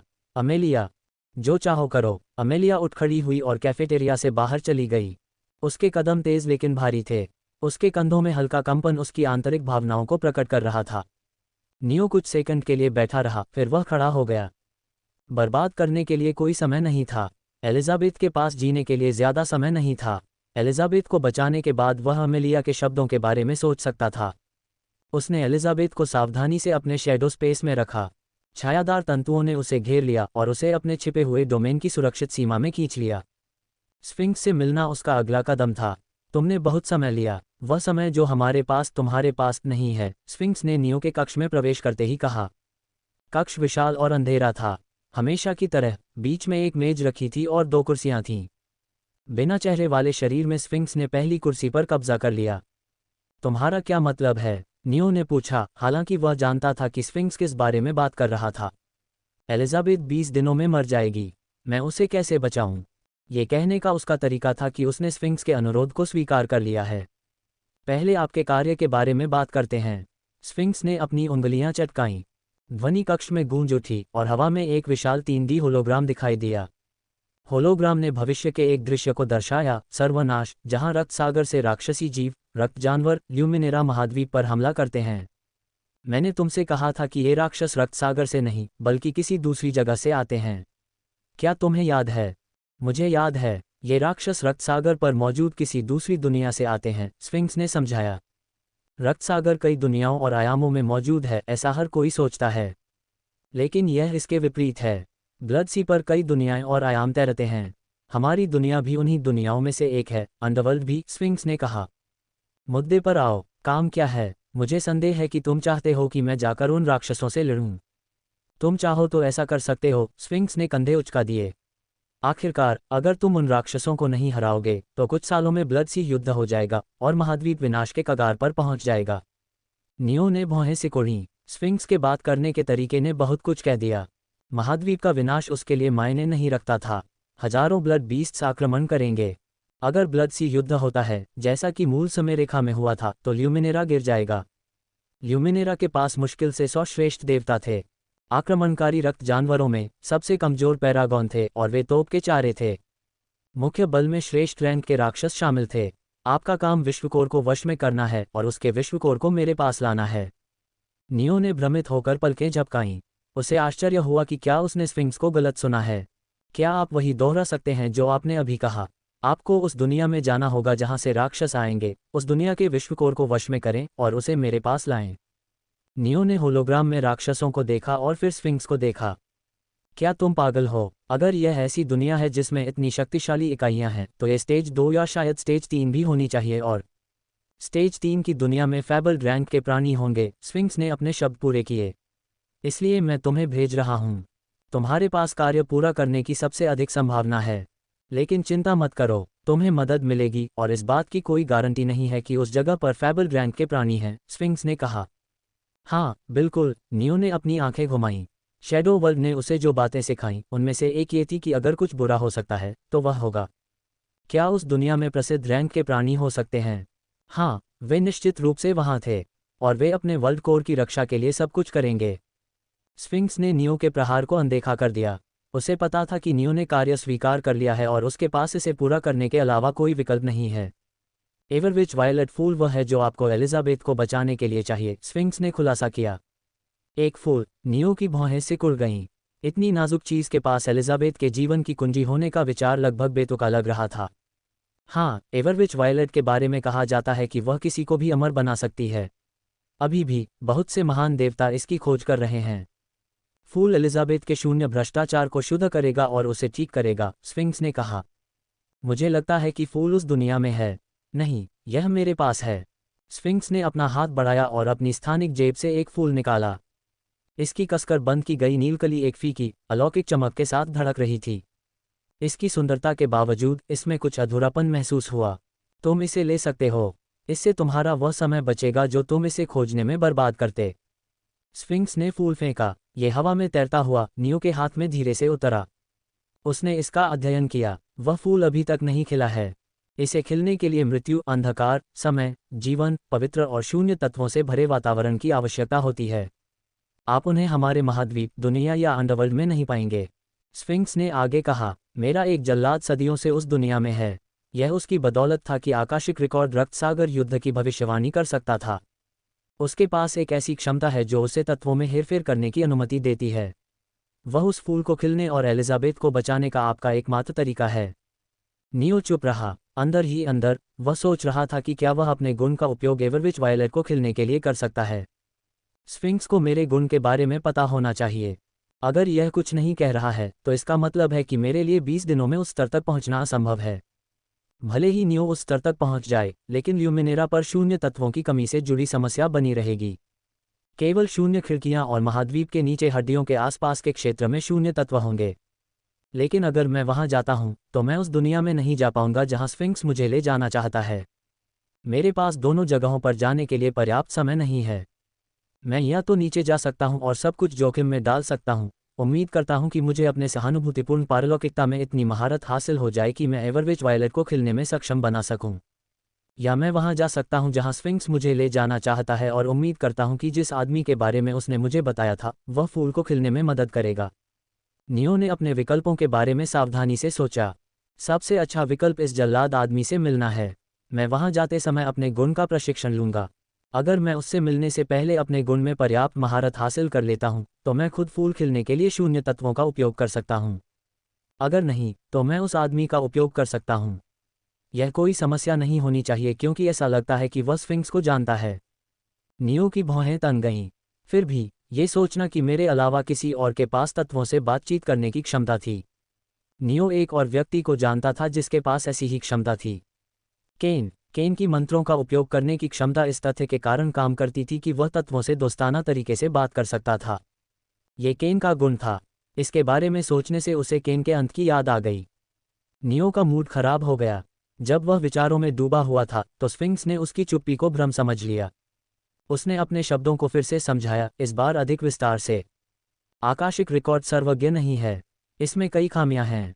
आकाशिक रिकॉर्ड के विकसित होने के साथ ही ये खामियां समय के साथ गायब हो गईं। अब केवल कुछ ही चीजें हैं जो आकाशिक रिकॉर्ड के अंधे स्थान में हैं। एक बात यह है कि यह आपके अस्तित्व या भविष्य की भविष्यवाणी नहीं कर सकता है, स्फिंक्स ने समझाया। तो आकाशिक रिकॉर्ड के अंदर भविष्य की पूरी जानकारी गलत है? नियो ने पूछा। अगर मैं भविष्य को बदल देता हूं तो क्या इसका मतलब यह नहीं है कि आकाशिक रिकॉर्ड ने जो भी ज्ञान संग्रहित किया है वह पुराना हो जाएगा? हाँ और नहीं, स्फिंक्स ने अपनी उंगलियां चटकाईं। होलोग्राम गायब हो गया और उसकी जगह एक विशाल घन दिखाई दिया। घन का एक किनारा गायब था जिससे वे इसके अंदर देख सकते थे। घन के भीतर अनगिनत छोटी दुनियाएं तैर रही थीं। आकाशिक रिकॉर्ड भविष्य के उदाहरण बना सकता है। जब भी कोई ऐसी चीज होती है जिसकी भविष्यवाणी नहीं की गई थी तो आकाशिक रिकॉर्ड एक नया उदाहरण बनाता है जो अप्रत्याशित परिवर्तन के बाद होता है। स्फिंक्स ने नियो के भावहीन चेहरे को देखा। उसे लगा कि वह स्पष्टीकरण को समझने में असमर्थ है। अपनी उंगली चटकाते हुए उसने 3 बॉलिंग लेन का होलोग्राम बनाया। मान लीजिए कि कोई व्यक्ति मैं लेन 1 में बॉलिंग कर रहा हूं। आकाशिक रिकॉर्ड में संग्रहित उदाहरण या ज्ञान, अगर आप इसे कहते हैं, दिखाता है कि भविष्य में मैं सभी बॉलिंग पिन को हिट करूंगा और स्ट्राइक प्राप्त करूंगा। होलोग्राम में एक छोटा स्फिंक्स दिखाई दिया। उसने बॉलिंग की और स्ट्राइक प्राप्त की। यह मूल उदाहरण है। अब आप तस्वीर में प्रवेश करते हैं और गेंद को किक करते हैं, इसे लेन 2 में फेंकते हैं। यह एक ऐसा भविष्य है जिसकी भविष्यवाणी नहीं की गई थी। होलोग्राम ने स्फिंक्स के शब्दों का अनुसरण किया। नियो का प्रक्षेपण इसके अंदर दिखाई दिया। जब आप गेंद को किक करते हैं और ये लेन 2 में प्रवेश करती है तो आकाशिक रिकॉर्ड एक नया इंस्टेंस बनाएगा जहां गेंद को लेन 2 में फेंक दिया गया है और वहां लुढ़क रहा है। दूसरे शब्दों में, यह आपके कार्यों को एक नए इंस्टेंस की भविष्यवाणी करने और बनाने के लिए आधार के रूप में उपयोग कर रहा है। मैं समझ गया, नियो ने सिर हिलाया। ऐसा लगता है जैसे आकाशिक रिकॉर्ड ने संग्रहित ज्ञान को वर्तमान के अनुरूप अपडेट कर दिया है और उस नए वर्तमान का उपयोग करके यह अधिक सही भविष्य की भविष्यवाणी करेगा। आप सही कह रहे हैं। यह आकाशिक रिकॉर्ड की क्षमता है। अनुकूलन करने की क्षमता। यही कारण है कि यह आपके जैसे लोगों के अस्तित्व में होने पर भी भविष्य की भविष्यवाणी कर सकता है। मेरे जैसे और भी लोग हैं। हाँ और नहीं, स्फिंक्स ने कहा। आप अकेले ऐसे व्यक्ति हैं जो पृथ्वी से हैं फिर भी आकाशिक रिकॉर्ड में मौजूद नहीं हैं। हालांकि ऐसे लोग हैं जो आकाशिक रिकॉर्ड में मौजूद हैं और वे भविष्य की अनुमानित संभावनाओं के दायरे से बाहर काम कर सकते हैं। उन्हें फैटवीवर कहा जाता है। मॉरिगन डी मोंटेन आपकी मंगेतर, वह उनमें से एक है। नियो की भौहें थोड़ी ऊपर उठीं। तो यही कारण है कि मॉरिगन उपन्यास की तुलना में बहुत तेजी से बढ़ रही थी। यह उपन्यास आकाशीय अभिलेखों में संग्रहीत सामान्य उदाहरणों के आधार पर लिखा गया था। दूसरे शब्दों में, वहां मौजूद मॉरिगन फैक्टवीव नहीं थी या उसकी क्षमताएं अधूरी थीं। चूंकि आकाशीय अभिलेख में उसकी स्पष्ट शक्तियां शामिल नहीं थीं, इसलिए उसने जो भविष्य की भविष्यवाणी की थी वह गलत थी। वास्तविकता में उसका बहुत तेजी से बढ़ना सामान्य बात है। नियो के विचार अचानक रुक गए क्योंकि उसके मन में एक विचार आया। मॉरिगन उसके अनुसार युद्ध साम्राज्य थी, लेकिन अब ऐसा लग रहा था कि उसकी क्षमता बहुत अधिक थी। मुझे लगता है कि यह अच्छी खबर है। वह मुस्कुराया। क्या अब तुम्हें सब कुछ समझ में आ गया है? स्फिंक्स ने पूछा। सब कुछ नहीं, नियो ने अपना सिर हिलाया। फैटवीवर्स में ऐसा क्या खास है? क्या फैटवीवर्स ही एकमात्र ऐसे लोग हैं जिनका भविष्य नहीं बताया जा सकता? फैटवीवर्स भाग्य को पढ़ सकते हैं और कुछ हद तक उसमें हेरफेर भी कर सकते हैं। मैं आपको इसके बारे में उचित स्पष्टीकरण दे सकता हूं, लेकिन इसमें बहुत समय लगेगा। इस बारे में अपने साथ यात्रा करने वाले अन्य जल्लादों से पूछिए, वे आपको उत्तर देंगे। स्फिंक्स ने आगे कहा, आपके दूसरे प्रश्न के लिए आकाशीय अभिलेख केवल पृथ्वी और अंडरवर्ल्ड से जुड़ी दुनियाओं के भविष्य की भविष्यवाणी कर सकते हैं। इसका मतलब है, आप बाहर से किसी के भविष्य की भविष्यवाणी नहीं कर सकते, जैसे बाहरी देवता और भटकते देवता। नियो ने स्फिंक्स के शब्दों को पूरा करते हुए कहा। आकाशीय अभिलेखों के अंदर के उदाहरण पृथ्वी तक ही सीमित थे। उन्हें केवल पृथ्वी और उससे जुड़ी चीज़ों के बारे में ही जानकारी थी, क्योंकि यह उसी तरह से बनी थी। इस प्रकार, यदि कोई इकाई बाहर से हस्तक्षेप करती है तो उनके कार्यों की भविष्यवाणी नहीं की जा सकती। तो इसीलिए आप चाहते हैं कि मैं किसी दूसरी दुनिया में जाऊं और उसका वर्ल्ड कोड लेकर आऊं। मुझे लगता है कि आप इसे आकाशीय अभिलेखों में समाहित करना चाहते हैं और इस तरह आकाशीय अभिलेख उस दुनिया के भविष्य की भविष्यवाणी करने में सक्षम होंगे। नियो ने सवाल किया। सही, एक और सवाल, आप मेरे सवालों का इतनी तत्परता से जवाब क्यों दे रहे हैं? उसने स्फिंक्स को स्थिर निगाह से देखा। स्फिंक्स की तरह मददगार होना पसंद नहीं था। तुमने मेरा काम स्वीकार कर लिया। अब तुम एक जल्लाद हो। माई वर्चुअल लाइब्रेरी एम्पायर में छिपी हुई कहानियों की खोज करो। जानकारी एक ऐसी चीज़ है जिसे मैं हमेशा आकाशीय अभिलेखों के जल्लादों को देने के लिए तैयार रहता हूँ। बेशक सारी जानकारी नहीं, लेकिन इतनी कि उनके ज़्यादातर संदेहों का जवाब दिया जा सके। नियो ने भौहें चढ़ाईं। अब तक जब भी उसे स्फिंक्स से जवाब चाहिए होता था तो उसे नरक से गुजरना पड़ता था। क्या जल्लाद बनने के बाद उसे मुफ्त में जवाब मिल सकते थे? अगर यह बिक्री की बात थी तो नियो बिक गया। मैं एक जल्लाद हूँ, पहली बार मैं इसके बारे में सुन रहा हूँ। अब तुम एक जल्लाद हो, स्फिंक्स ने कहा। सटीक रूप से कहें तो आप 9वें जल्लाद हैं। चौथा, 7वां और 8वां आपके साथ दूसरी दुनिया में आएगा और आपको वहां पहला जल्लाद मिलेगा। मुझे लगा कि मैं ही एकमात्र व्यक्ति हूं जो इस सब के बारे में जानता है। वे रक्त सागर युद्ध के बारे में नहीं जानते हैं और उनका मिशन आपके मिशन से अलग है। तो उनका मिशन क्या है? मैं आपको यह नहीं बता सकता। तो मैं कैसे जान सकता हूं कि उनका मिशन वर्ल्ड कोर को वश में करने के बाद मेरे साथ सौदा करना नहीं है? स्फिंक्स ने नियो के सवाल का सामना करते हुए जोर से हंसना शुरू कर दिया। आपको क्यों लगता है कि मैं उन्हें आपको धोखा देने के लिए कहूँगा? क्योंकि आप एक छोटी सी कुतिया हैं। मुझे वास्तव में पसंद है कि आप कभी भी अपने शब्दों को नहीं रोकते हैं। मुझे ये जानकर बहुत खुशी नहीं हुई कि आप मुझे पसंद करते हैं। स्फिंक्स ने फिर से ठहाका लगाया। आपको चिंता करने की ज़रूरत नहीं है। मैं इतना मूर्ख नहीं हूं कि किसी ऐसे व्यक्ति की पीठ में छुरा घोंपने की कोशिश करूं जिसके पास किसी दुनिया को हराने की क्षमता है और जो अंडरवर्ल्ड का एक बिंदीदार राजकुमार है। जहां तक आपके दूसरे उत्तर की बात है तो ये रहा। स्फिंक्स ने अपनी उंगलियां चटकाईं। उसके हाथ के ऊपर इरादे की एक गेंद उभरी और नियो के सिर में उड़ गई। नियो के दिमाग में ओबिट्स को एक पूर्ण पवित्र खजाना बनाने के बारे में जानकारी आई। नियो ने उस पर एक नज़र डाली और स्फिंक्स को घूरने लगा। क्या, मुझे मत बताओ कि तुम्हें लगता है कि मैंने जो तकनीक दी है वह एक धोखा है, स्फिंक्स ने कहा। नहीं, यह असली है। मैं ये बता सकता हूँ, नियो ने उत्तर दिया। तो फिर तुम क्यों भौहें सिकोड़ रहे हो? मुझे और पुरस्कार दो।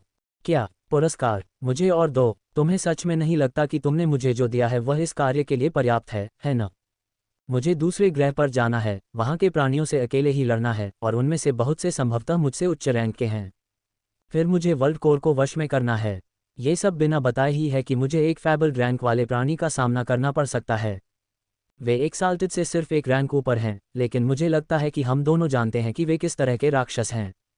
स्फिंक्स के भावहीन होने के बावजूद नियो को लगा जैसे वह उसे अविश्वसनीय नज़र से देख रहा हो। क्या तुम थोड़े बेशर्म नहीं हो?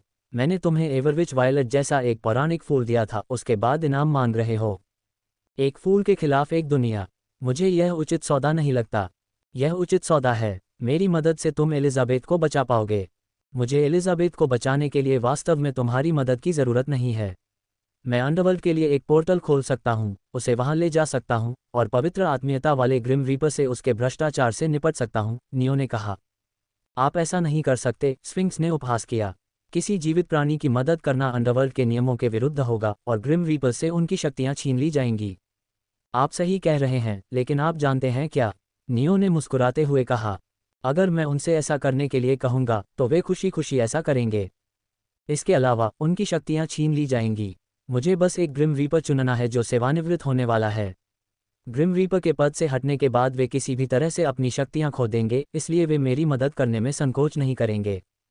तो फिर तुम ऐसा क्यों नहीं कर रहे हो? स्फिंक्स ने व्यंग्यात्मक ढंग से पूछा। तुम्हें मेरी मदद की ज़रूरत नहीं है। मैं ऐसा नहीं कर रहा हूं क्योंकि ग्रिम रीपर्स से अपनी शक्तियों का बलिदान करने के लिए कहना उनके प्रति असम्मानजनक होगा। तो फिर तुम ऐसा नहीं कर सकते। मेरे दृष्टिकोण से यह असम्मानजनक होगा। उनके दृष्टिकोण से मेरे दूसरे राजकुमार की सेवा करना सम्मान की बात है। स्फिंक्स चुप हो गया। हालांकि नियो के शब्द घमंडी थे, लेकिन वे दुर्भाग्य से स्फिंक्स के लिए सच थे। नियो के कार्य को स्वीकार करने का मुख्य कारण मजबूत बनना और अपने वंश के अभिशाप को दूर करना था।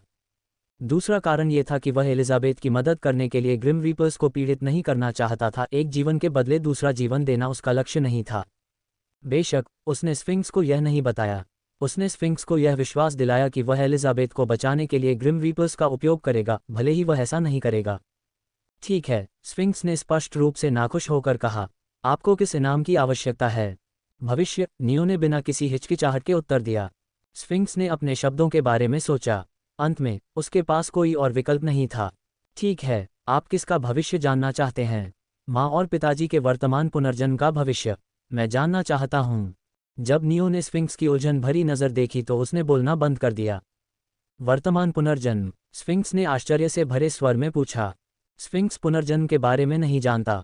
नियो ने भौहें सिकोड़ीं। केवल 3 लोग अभिशाप के बारे में जानते थे, नियो, हेनरी और बेल। उन सभी के पास आकाशीय अभिलेखों से जानकारी छिपाने के तरीके थे। नियो को आकाशिक अभिलेखों में दर्ज नहीं किया गया था। स्फिंक्स उसे आकाशिक अभिलेखों के भीतर इंस्टेंस के अंदर रक्तरेखा अभिशाप के बारे में बात करते हुए नहीं देख सकता था। स्फिंक्स नियो के बारे में केवल उसकी स्थिति स्क्रीन देख सकता था। हेनरी का एक बाहरी इकाई से संबंध था। उसके कार्यों का आकाशिक अभिलेखों द्वारा पूर्वानुमान लगाया जा सकता था, लेकिन पूर्वानुमान अधिकतर गलत होते।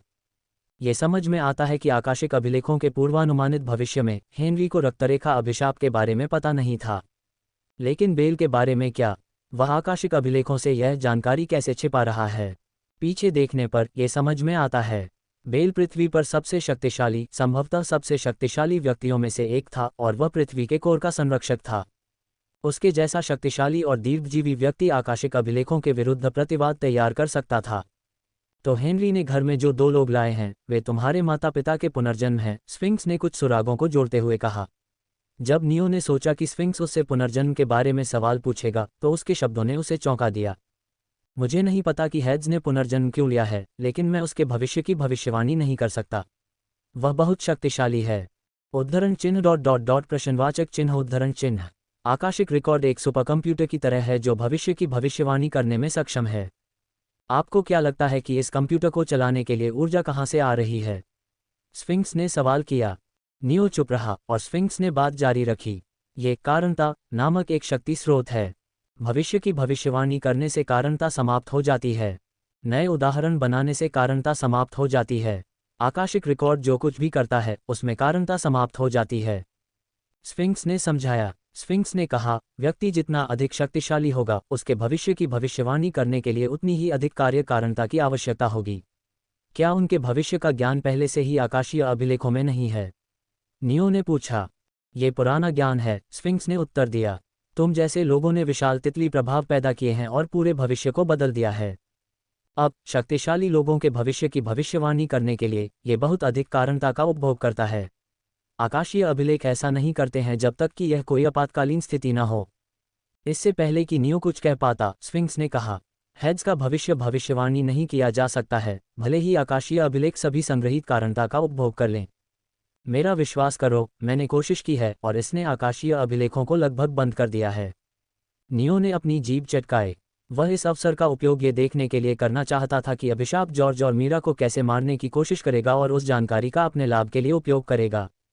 आप जानते हैं, नियो ने अचानक कहा, उसके चेहरे पर एक चिढ़ भाव फैल गया। क्या आपने सुपर मजबूत दुश्मन बॉस के बारे में वह मीम देखा है जो आपकी टीम में शामिल हो गया और बेकार हो गया?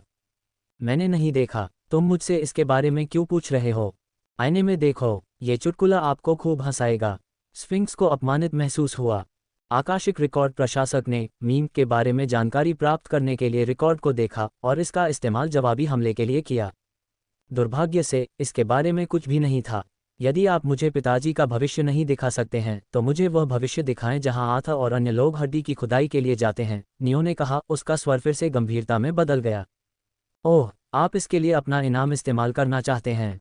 हाँ, नियो ने उत्तर दिया। कार्य शुरू करने से पहले स्फिंक्स से इनाम निकालने में उसे कोई शर्म नहीं आई। इसमें आपकी किस्मत अच्छी है, स्फिंक्स ने कहा। उसने अपनी उंगलियां चटकाईं और एक नया होलोग्राम प्रकट हुआ। होलोग्राम में मार्स को दिखाया गया, जिसके लंबे लाल बाल थे, जो जैक पर हमला कर रहा था, जो भ्रष्ट मरे हुओं का उपयोग कर रहा था। Shawn, Clara, Nathan, Luna Barton और मॉरिगन की लाश पड़ी थी जमीन पर। आथा आधी मरी अवस्था में था, जीवित, लेकिन लंबे समय तक नहीं। तुम इससे आश्चर्यचकित नहीं लगते? स्फिंक्स ने नियो की प्रतिक्रिया का अध्ययन करते हुए कहा। मैं बहुत आश्चर्यचकित हूँ, नियो ने उत्तर दिया। वह झूठ नहीं बोल रहा था, कम से कम पूरी तरह से नहीं। ये कमोबेश वैसा ही है जैसा मैंने सोचा था। तुम कितना जानते हो? स्फिंक्स ने नियो से गंभीरता से पूछा। क्या जानते हो? मंगल के अंदर की चीज के बारे में। उसके अंदर? नियो ने अभिनय करते हुए आश्चर्य से पलकें झपकाईं। क्या वह अपने अंदर चीजों के साथ घूमता है? आपका अगला पठन माई वर्चुअल लाइब्रेरी एम्पायर पर प्रतीक्षा कर रहा है। उसके शरीर के अंदर एक भटकने वाला भगवान बंद है। भटकने वाले भगवान की शक्ति ने मंगल के शरीर को सीमा तक तनावग्रस्त कर दिया है। इसने उसे मजबूत होने में असमर्थ बना दिया है। सील हटाने से भटकते हुए भगवान बच निकलेंगे। इसके बाद मंगल के शरीर को ठीक किया जा सकता है, लेकिन इस बात की बहुत अधिक संभावना है कि भटकते हुए भगवान मंगल के शरीर पर कब्जा कर लेंगे, स्फिंक्स ने समझाया। वह स्क्रीन को घूर रहा था। जो वहां हुआ था, बेशक ऐसा हुआ। तुमने इसकी योजना बनाई थी, नियो ने कहा, उसका स्वर शांत लेकिन आरोप लगाने वाला था। तुमने जैक से कहा था कि सील हटाने से मंगल बच जाएगा, लेकिन तुमने उसे इसके साथ आने वाले खतरों के बारे में कभी नहीं बताया। तुम्हें सील के बारे में पता है, स्फिंक्स ने बताया। जैक ने मुझे शैडो वर्ल्ड के अंदर इसके बारे में बताया था, नियो ने कंधे उचकाते हुए उत्तर दिया। तो फिर तुम्हें बिना उचित विधि के सील तोड़ने के खतरों के बारे में कैसे पता? मैंने होलोग्राम देखने के बाद अनुमान लगाया। नियो को पता था कि उसकी प्रतिक्रिया ने स्फिंक्स को परेशान कर दिया था। उसने उसकी हताशा को नज़रअंदाज किया और अपना मुंह खोला। मेरे पास मेरे जवाब हैं। मैं जाने के लिए तैयार हूं। टस्क, स्फिंक्स ने सुनिश्चित किया कि नियो को उसकी जीभ की क्लिक सुनाई दे, इससे पहले कि वह आगे कहता, महाद्वीप के सबसे दक्षिणी सिरे पर ब्रीच शहर के बंदरगाह पर जाओ। दूसरे जल्लाद वहां तुम्हारा इंतजार कर रहे हैं। ठीक है। इससे पहले कि नियो जाने के लिए मुड़ पाता, स्फिंक्स ने अपनी स्थानिक जेब से एक काला मुखौटा निकाला और नियो को दे दिया। तुम्हें जल्द ही इसकी ज़रूरत पड़ेगी। नियो ने सिर हिलाया और मुखौटा ले लिया। जैसे ही उसने उसे छुआ, उसमें से बेहद शक्तिशाली इरादों की दो धाराएं फूट पड़ीं। वे नियो में बह गईं। वह उन्हें रोक सकता था, लेकिन उसने ऐसा नहीं किया क्योंकि उसे लगा कि दो इरादों में क्या है। इरादे उसके अस्तित्व के बीज में बह गए और उसका हिस्सा बन गए। नियो ने अपने शरीर में बदलाव महसूस किया। उसकी इंद्रियां मजबूत हो गईं और उसकी शारीरिक बनावट में बहुत सुधार आया, जिससे वह और भी सुंदर हो गया। उसके कुछ निशान गायब हो गए। लगता है कि तुम पहचान गए कि वे क्या हैं, स्फिंक्स ने कहा। आशीर्वाद, नियो ने कहा। काफी उपयोगी हैं वह। वे मेरे और आर्टेमिस के आशीर्वाद हैं। हम उन्हें सभी जल्लादों को देते हैं, स्फिंक्स ने कहा। जब नियो ने उससे इनाम वसूला तो वह उसे आशीर्वाद नहीं देना चाहता था। हालांकि आशीर्वाद बहुत उपयोगी थे और स्फिंक्स को नियो से हर कीमत पर अपना काम पूरा करवाना था। यही वजह थी कि वह उसकी मदद कर रहा था और उसे उदारता से पुरस्कृत कर रहा था। क्या तुम लोग दूसरों को इतनी आसानी से अपना आशीर्वाद दे सकते हो? हम दे सकते हैं। बेशक संख्या सीमित है और चूंकि देवताओं के विपरीत जो केवल प्रत्यक्ष वंशजों को अपना आशीर्वाद देते हैं, जो संख्या में कम हैं, हम अपना आशीर्वाद कई लोगों को देते हैं, जो हमें उपयोगकर्ताओं की संख्या सीमित करने के लिए मजबूर करता है, जब तक कि हम आशीर्वाद के प्रभाव को कमजोर नहीं करना चाहते। उपयोगकर्ता ने कई आशीर्वाद प्राप्त किए हैं। छिपी हुई स्थिति प्राप्त हुई। आशीर्वाद अनुभाग उपयोगकर्ता की स्थिति स्क्रीन में जोड़ा जाएगा। नियो ने अपनी आंखों के सामने दिखाई देने वाली स्क्रीन को देखा। आशीर्वाद, हेडियन लाइट, वाइजमैन की अंतर्दृष्टि। Lunar grace Hadean light elemental control, elemental power और फिजिकल स्टैट्स को 300% तक बढ़ाता है। लेवल 1 जजमेंट लेवल मैक्स सीलबंद। Spring bloom level 1। Hell descent level 1 dot Wiseman की अंतर्दृष्टि, विस्तृत निरीक्षण, दूरदर्शिता डॉट चंद्र अनुग्रह, उपस्थिति, सहनशक्ति और प्रजनन क्षमता में 500% की वृद्धि। डार्क टाइप एफिनिटी के एलिमेंटल कंट्रोल में 100% की वृद्धि। अनंत मन विफ्र। नियो ने अपने सामने स्क्रीन को देखा। अंडरवर्ल्ड का आशीर्वाद हेडियन लाइट कमोबेश वही था जिसकी उसे उम्मीद थी। हालांकि स्तरों ने उसे आश्चर्यचकित कर दिया। ऐसा लग रहा था कि उसका आशीर्वाद और भी मजबूत हो सकता है। जैसे जैसे वह आगे बढ़ता गया उसकी भौहें सिकुड़ती गईं। बुद्धिमान की अंतर्दृष्टि स्फिंक्स के आशीर्वाद का नाम होना चाहिए, उसने सोचा। इसमें समझने में आसान और उपयोगी क्षमताएं हैं। उसकी नज़र अगले आशीर्वाद पर पड़ी और उसके होंठ अविश्वास में फड़कने लगे। लेकिन लूनर ग्रेस में क्या गड़बड़ है? प्रजनन क्षमता, सच में। नियो ने अपनी नज़र स्फिंक्स की ओर घुमाई। आकाशीय अभिलेख के प्रशासक ने आत्मसमर्पण के संकेत में अपने हाथ ऊपर उठाए। मेरी तरफ ऐसे मत देखो, स्फिंक्स ने कहा। यह मेरी गलती नहीं है कि विकृत चंद्रमा हमेशा उन चीज़ों के बारे में सोचता रहता है। इसे आशीर्वाद में क्यों जोड़ा जाए? यह मेरी युद्ध शक्ति के लिए मददगार नहीं है, नियो ने मुंह बिचकाते हुए कहा। स्क्रीन टिमटिमाई और पाठ की एक नई पंक्ति दिखाई दी। यह आपको अपनी छोटी सेना बनाने में मदद करेगी। क्या? नियो स्तब्ध रह गया। यह मैं नहीं हूं, स्फिंक्स ने अपना हाथ हिलाते हुए जल्दी से कहा। तुम्हारे भीतर आर्टेमिस के इरादे ने जो कुछ भी कहा वह सब किया, नियो ने कराहते हुए कहा। माई वर्चुअल लाइब्रेरी एम्पायर से विशेष रोमांच का आनंद लें। ये बस कहा, मैं नहीं जानना चाहता, स्फिंक्स ने बीच में टोका। इस असामान्य प्रतिक्रिया ने नियो को रुकने पर मजबूर कर दिया। स्फिंक्स को, जो आमतौर पर जिज्ञासा से भरा होता है, इस तरह पीछे हटते देखकर उसे याद आया कि आर्टेमिस कितनी पागल हो सकती है। उसके दिमाग में हमेशा एक ही बात चलती रहती थी, ये बहुत बड़ा सिरदर्द होने वाला है। नियो ने अपनी नाक के पुल को चुटकी बजाते हुए कहा। कमबख्त, हम कौन हैं कमबख्त? स्क्रीन पर संदेश ने नियो की आंख झपकाए। उसने अपनी आंखें बंद की, एक गहरी सांस ली और खुद को शांत करने पर ध्यान केंद्रित करने की कोशिश की। आशीर्वाद उपयोगी है, इरादे को मिटाओ मत, ऐसा मत करो, उसने खुद को मंत्र की तरह दोहराया। चिढ़कर जीभ चटकाते हुए उसने अपना ध्यान दूसरी ओर लगाया। इस अनंत मन आशीर्वाद का क्या मतलब है? क्या ये वास्तव में अनंत है? कुछ हद तक। चंद्रमा एक स्टेज 2 ग्रह है, इसलिए इसका ऊर्जा भंडार पृथ्वी के बराबर बहुत बड़ा है। केवल जल्लाद ही इस तक सीधी पहुंच रखते हैं। यह अनिवार्य रूप से अनंत है क्योंकि इसका उपयोग केवल 9 लोग करते हैं। नियो ने सिर हिलाया। अनंत मन होने का विचार आकर्षक था। जबकि मन दिव्य ऊर्जा की तुलना में निम्न गुणवत्ता वाली ऊर्जा थी और शुद्ध विश्व ऊर्जा की तुलना में गुणवत्ता में बहुत कम थी, इसकी प्रचुरता अंतर की भरपाई से कहीं अधिक थी। मैं हमेशा स्पैमिंग मंत्र आजमाना चाहता था, उसने सोचा। वह पहले से ही खुद को नकली उल्काओं की बारिश करते हुए देख सकता था। अपने आशीर्वाद की जांच करने के बाद नियो जाने के लिए मुड़ा। वह हॉल से बाहर निकलने ही वाला था कि वह अचानक रुक गया। प्रधानाचार्य से कहो कि मॉरिगन को अपना शिष्य बना लें, उसने स्फिंक्स से कहा। स्फिंक्स ने भौहें चढ़ाईं। ऐसा दूसरे वर्ष की कक्षाओं के शुरू होने तक नहीं होना चाहिए। मॉरिगन को गॉडस्लेयर हथियार की ज़रूरत है जिसे शार्लोट ने नीलामी से खरीदा था।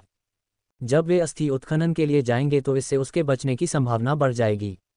नियो ने समझाया, उसके पास वह हथियार पाने का एकमात्र तरीका चार्लोट का शिष्य बनना है। अब तुम भविष्य को छिपाने की कोशिश भी नहीं कर रहे हो, है न? स्फिंक्स ने नरमी से उपहास किया। उसने अपने हाथों को आलस से हिलाया, मानो नियो के बहाने सुनने के मूड में नहीं था।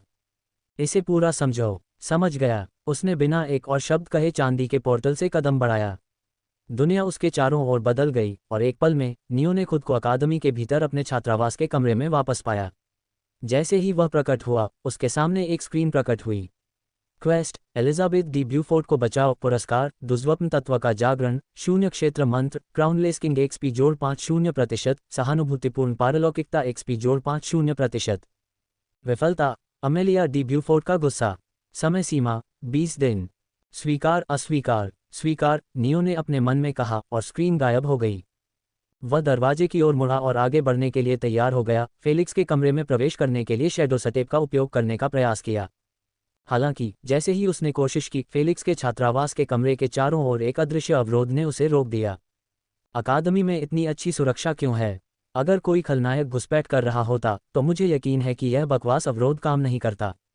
अपनी जीभ चटकाते हुए उसने थोड़ा जोर से बोला, प्रिंसिपल, कृपया फेलिक्स का छात्रावास का कमरा खोलें। मुझे उसे कुछ देना है। कोई प्रतिक्रिया नहीं हुई। नियो ने भौहें सिकोड़ीं। प्रिंसिपल ने उसे अपनी उच्च श्रेणी की इंद्रियों से सुन लिया होगा। वह शायद उसे जानबूझकर अनदेखा कर रही थी। उसने अपने हाथों को क्रॉस किया, अपने पैर को थपथपाया। मुझे आश्चर्य है कि क्या मैं दरवाज़ा तोड़कर उसे ठीक कर सकता हूँ, उसने अपने विकल्पों पर विचार करते हुए सोचा। जैसे ही वह कुछ करने वाला था, दरवाज़ा एक शांत आवाज़ के साथ खुला। धन्यवाद, नियो ने अंदर कदम रखने से पहले बड़बड़ाया। फेलिक्स का कमरा साफ सुथरा था और उसमें लवेंडर की हल्की गंध आ रही थी, संभवतः प्रवेश द्वार के पास रखे एयर फ्रेशनर की वजह से। नियो बेडरूम में गया और उसने देखा कि फर्नीचर पर धूल की एक पतली परत जमी हुई है। उसे अपने कमरे में आए हुए कितना समय हो गया है, उसने बड़बड़ाया। वह अगले प्रशिक्षण कक्ष में चला गया। ये पूरी तरह से अलग था। हवा में बारूद की गंध बनी हुई थी, जो खर्च किए गए गोला बारूद की धातु की गंध के साथ मिल रही थी। प्रशिक्षण डमी गोली के घावों से छलनी कमरे में बिखरी हुई थी और उनमें से कुछ हाल ही में क्षतिग्रस्त हुई लग रही थीं। ये जगह काफ़ी अच्छी है। ये स्पष्ट है कि फेलिक्स यहाँ नियमित रूप से आता है, नियो ने टिप्पणी की। नियो ने अपने शैडो स्पेस से एक छोटी शीशी निकाली। उसने अपनी हथेली पर एक छोटा सा कट लगाया और अपना खून शीशी में टपकने दिया। शीशी भर जाने के बाद उसने कागज़ का एक टुकड़ा निकाला और जल्दी से एक नोट लिख दिया। ग्रेटर दैन भगवान खून का नाश कर रहे हैं, इसका कीमती इस्तेमाल करें। नियो की ओर से लेस दैन। नियो ने शीशी और नोट को ऐसी जगह रखा जहां फेलिक्स की नज़र न पड़े, ताकि यह ध्यान देने योग्य हो। यह उनके उत्खनन मिशन के लिए काफ़ी अच्छा होना चाहिए, नियो ने बड़बड़ाया। उसने कमरे को एक आखिरी नज़र से देखा और चला गया। दालान में हवा ठंडी थी। नियो ने अंदर की ओर ध्यान केंद्रित किया। तुम कहाँ हो? उसने बेलजेबब को पुकारा। जवाब पास की जगह से आया। नियो ने अपनी आंखें खोलीं और कैफेटेरिया की ओर बढ़ने लगा। कैफेटेरिया एक विशाल, चमकदार रोशनी वाली जगह थी, जिसमें साफ सुथरी पंक्तियों में व्यवस्थित लंबी मेजें और कुर्सियां थीं। विभिन्न व्यंजनों की खुशबू, भुना हुआ मांस, ताज़ी रोटी और स्वादिष्ट स्टू हवा में भर गई। सीटों का एक समूह उदास आभा में ढका हुआ था। यह आर्थर और उसके दोस्तों का था। वे धीरे धीरे खा रहे थे, बहुत थके हुए थे और हिल नहीं पा रहे थे। शायद प्रशिक्षण बहुत ज़्यादा है, नियो ने धीरे से हंसते हुए कहा। मुझे लगता है कि इस दर पर उन्हें मेरे इंटेंट क्लोन को हराने में ज़्यादा समय नहीं लगेगा। उसने उनकी मेज को स्कैन किया और देखा कि बेलजेबब सूप के एक बड़े कटोरे में तैर रहा था। कैटरपिलर असहाय रूप से छटपटा रहा था, अब तक खाए जा रहे गाढ़े शोरबा से बचने के लिए संघर्ष कर रहा था और नियो से मिलने के लिए बाहर आया। नियो ने एक भान उठाए। जब वे अलग थे, तब से कमीना काफ़ी बड़ा हो गया था। तुम बहुत मोटे हो गए हो, नियो ने बेलजेबब से कहा। उसके मानसिक लिंक से प्रतिक्रिया के रूप में एक खर्राटा आया। जैक, जो बेलजेबब के सबसे नज़दीकी टेबल पर बैठा था, ने उसकी उन्मत्त हरकतों को देखा। जब उसे एहसास हुआ कि क्या हो रहा है तो उसकी आंखें थोड़ी चौड़ी हो गईं। वह खड़ा हुआ और दूसरों की अजीब निगाहों को अनदेखा करते हुए कटोरे से बेलजेबब को उठाया। तुम कहाँ जा रहे हो? फेलिक्स ने पूछा। उसकी आवाज़ थकी हुई थी और उसकी आंखें आधी बंद थीं क्योंकि उसने अपनी प्लेट से नज़र उठाई थी।